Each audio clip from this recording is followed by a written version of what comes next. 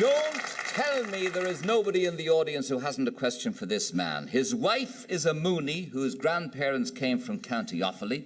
He's the former undefeated European heavyweight champion. Out of 36 professional fights so far, he has only lost 3, and those to world champions. He's a contender for the world heavyweight crown. He's 6'3.5" tall. He weighs over 225 pounds. In the red corner, ladies and gentlemen, would you welcome, please, Mr. Frank Bruno?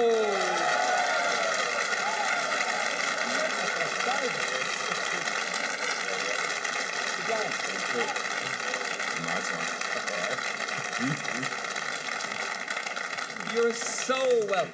Thank you very much. So welcome. Cheers. Good to see you, and you're looking well. Sure, you're not looking too bad yourself, you know.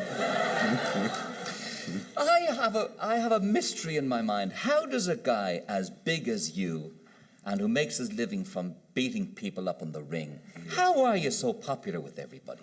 I wouldn't know. I couldn't put a finger on that, you know. Especially asking people that question. If I said something, I'd be I make myself blush, so it's best that you ask yourself that question, you know what I mean? But you are incredibly popular, Frank, with everybody.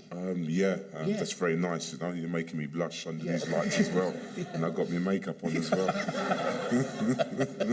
You feel loved, do you? Do you feel loved by everybody? It's nice. You got a little bit of respect now and again. You got respect over here in Dublin, you know, and over Ireland, and even in England you got respect, you know. So you've worked for your respect. I met your daughter beforehand, and did you? She says that you're a very down-to-earth, nice man. Any daughter would say that about her dad, but you weren't there, but she meant it, I think.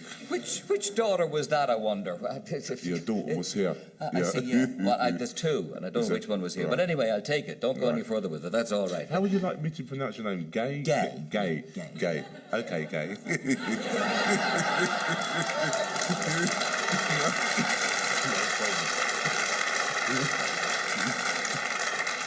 I feel we're in for a hard one here, all right, yes. Now, you are opening a CDL branch today in Dublin? Yeah, for the coal, diamond coal. Diamond very coal, nice people, you know, and coal distributors, ducking and diving. I met some beautiful people along the way. And were you signing autographs? And a lot of autographs and taking photographs and just it was a bit cold today, so I had to put some coal in the fire. That's right.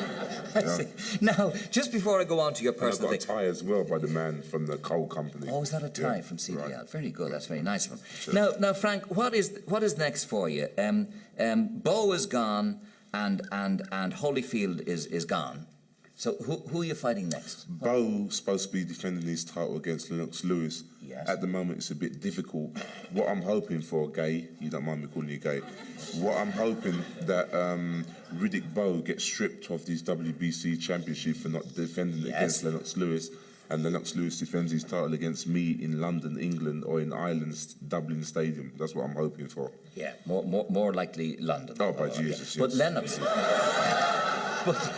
But Lennox is fighting hard to get. He's not cooperating so far. I think nobody's cooperating so far. You know, Bo's the main man, and Bo made him an offer, and he didn't want his offer. I think he's crazy for not taking the offer. Yeah. But if he doesn't take the offer, he gets awarded the WBC championship without even throwing a glove. Yeah. Right. Yeah. So that means that he leaves him free to defend against who he wants to.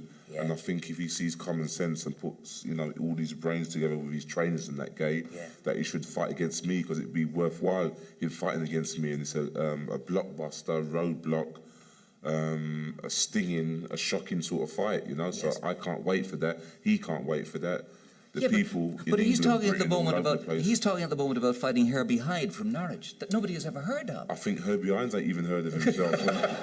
Where did he come from, this guy? He's a WBC champion, and when Riddick Bowe talked about him on television, it took him 2 days before someone told him, and he got so excited afterwards, you know. He's a nice guy, but I think he's still got a lot to learn, and he's still a little bit green, you know. Yeah, and why would Lennox Lewis want to fight Herbie Hyde before fighting you? Just to knock him over? No, it's just to make negotiation. When you're talking about business, they'd say, we don't need him, we can go here, sorry, microphone. We can go here, we can go there and do other business. But when he sees common sense and he looks at himself in the mirror, that he realises that is the fight he has to take. You know what I mean? If he wants credibility in England or Britain Oh. or whatever you want to say. Yeah. So this would be like March, April. Is that what you're talking? April I'm looking April. for. March is a little bit too early.